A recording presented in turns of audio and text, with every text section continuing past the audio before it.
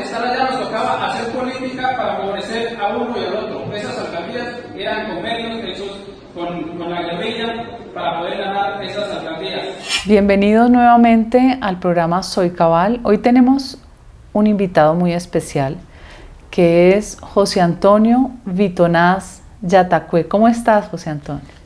Doctora, muchas gracias. Bien, gracias a Dios. Bueno, tú eres líder de la Asociación Proyecto Étnico y también eres representante de víctimas del conflicto armado del Bajo Occidente en Caldas. Cuéntanos rápidamente, ¿cómo fue tu infancia? ¿Qué fue lo que sucedió?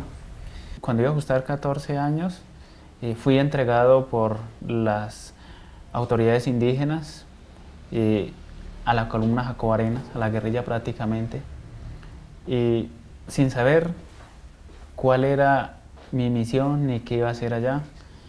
Y cuando llego allá es cuando se empiezan a impartir las órdenes de que eran unas órdenes que tenía que yo trabajar una parte en la organización guerrillera, otra parte en la organización indígena.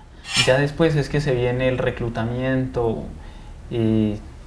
por otros miembros de la organización indígena que también han hecho parte de la guerrilla.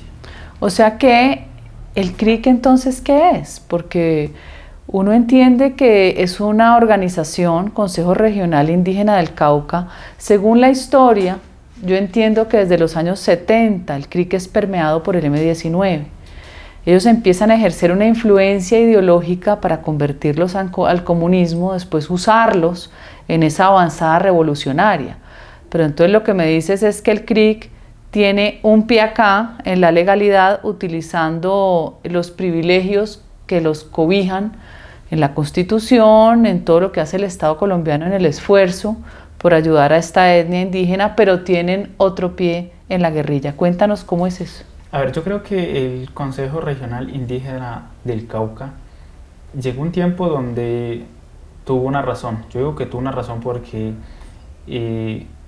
cuando fue manejado por algunos mayores, como lo llamamos nosotros, fue una organización que tuvo unos ideales en favor de la comunidad. Pero cuando ya a la avanzada edad estos mayores entregan a esta generación, es cuando se corrompe el Consejo Regional Indígena del Cauca CRIC, cuando ya empiezan a manejarlos personas como Aida Quilcue, como Feliciano Valencia, entre otras personas que han de muy alto nivel de esa organización que hoy siguen estando ahí. Bueno, esa es una denuncia que es importante que el mundo la conozca, porque ellos han dibujado una historia del pueblo Nasa y han dibujado que ellos son despojados, que ellos necesitan atención, pero lo que yo entiendo hasta hoy, el CRIC es el que más tierra ha logrado conseguir a través de la violencia, a través de las presiones. Tienen casi 800.000 hectáreas y también entiendo que reciben 120.000 millones de transferencias del gobierno nacional que no permiten auditarse. ¿Qué ha pasado con ese CRIC entonces permeado con esa condición revolucionaria? ¿Cómo atenta contra los derechos de ustedes mismos y ustedes qué han hecho para poder sobrevivir? A ver, yo creo que el CRIC cambia su historia desde la masacre del Naya. Desde ahí el CRIC cambia su ideología. Porque desde ahí es cuando van haciendo automáticamente la Guardia Indígena como un instrumento que después de la desmovilización en ese entonces, en el año 91, de la guerrilla del Quintín-Lame, se forma la Guardia Indígena, donde ellos dicen que era una guerrilla que se iba a hacer como la guerrilla zapatista de México. Recibe entrenamientos muy sofisticados. De ahí comienzan los líderes indígenas como Alcides Escue, Ezequiel Vitonaz, Gabriel Paví, Margarita Ílamo, Rafael Coicue, Giovanni Yule, Giovanni Guevara. O sea, de ahí el CRIC, el ASIN, da otro giro donde ya no interesa la vida del indígena, sino que interesa es la plata a nombre de los indígenas, y el movimiento indígena pasa a dividirse en dos, porque no hay que decir de que todos los indígenas han hecho parte de una guerrilla como personas, han sido los líderes los que lo han inducido allá, porque hay una comunidad, esa comunidad no se escucha, pero hay una comunidad muy linda, muy transparente, que es la que trabaja juiciosamente y quiere crear empresas, pero allá no se le permite crear empresas porque ese consejo regional es una dictadura que no le permite a usted sobresalir. O sea que el CRIC se volvió un estado indígena donde su élite hace lo que hace la élite comunista, tiene los privilegios, las camionetas blindadas, tiene el uso de teléfonos de último modelo, domina las transferencias, o sea que somete a los demás indígenas, o sea que los demás indígenas siguen en la pobreza. Sí, y doctora, yo creo que aquí hay dos cosas muy importantes, es cuando en el año 2009 cómo se hacen acuerdos como el acuerdo de Jambaló, donde el mismo Consejo Regional Indígena del Cauca, en cabeza de Aida Quilcue, de Feliciano Valencia, mientras algunos indígenas no querían el narcotráfico en el municipio de Jambaló, que hacen una limpieza a su territorio, el CRIC en ese momento, el CRIC no permite de que toquen las cosas de la guerrilla, donde las fábricas donde hacían todos los tatucos, y de eso el inocente Marino de Agua, que era un líder, que era muy derecho, y que en ese momento lo que hace es tratar de quemar, porque para él no, esa guerra era una guerra llegada, y le toca pagar con su vida, que de ahí el mismo CRIC lo manda a matar. Él muere en el corregimiento del Palo, del municipio de Caloto.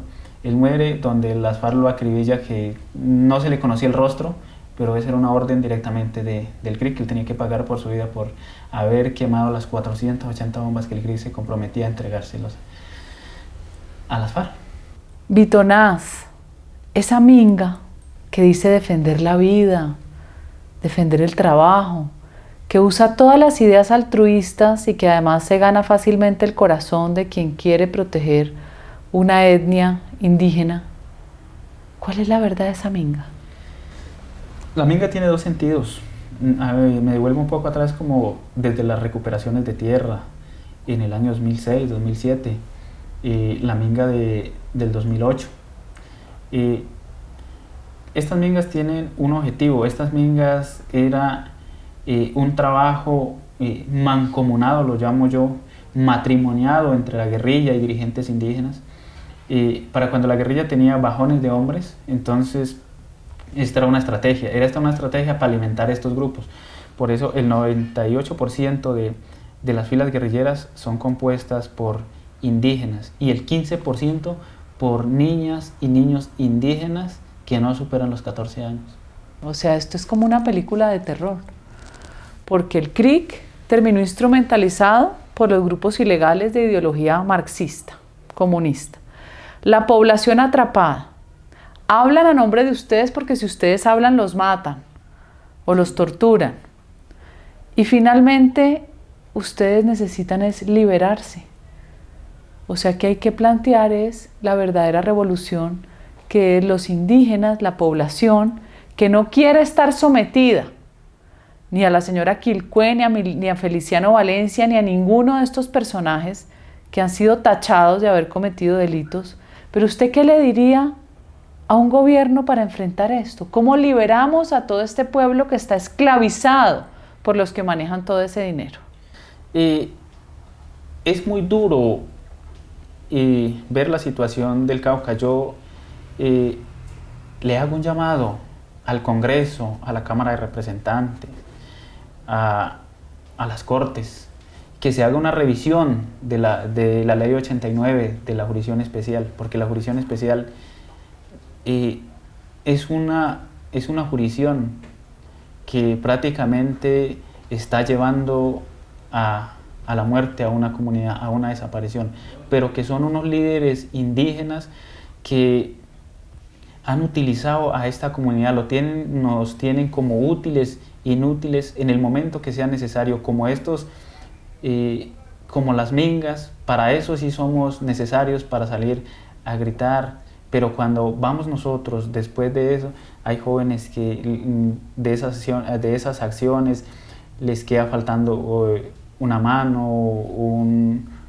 una vista, cuando después de eso que los exponen, después van a pedir un favor a los cabildos, ese favor no está. Es una organización que a todo momento se declara en bancarrota para los propios indígenas, pero se habla de una entrada de recursos que el indígena no conoce, porque el indígena no le hacen conocer su verdadero derecho, a qué tiene derecho.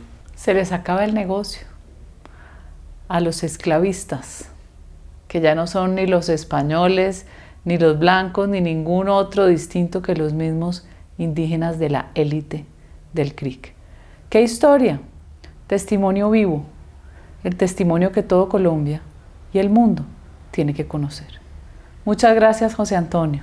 A usted, doctora. Vamos a orar mucho para que la luz entre a esa región de Colombia donde todos los indígenas merecen una vida digna.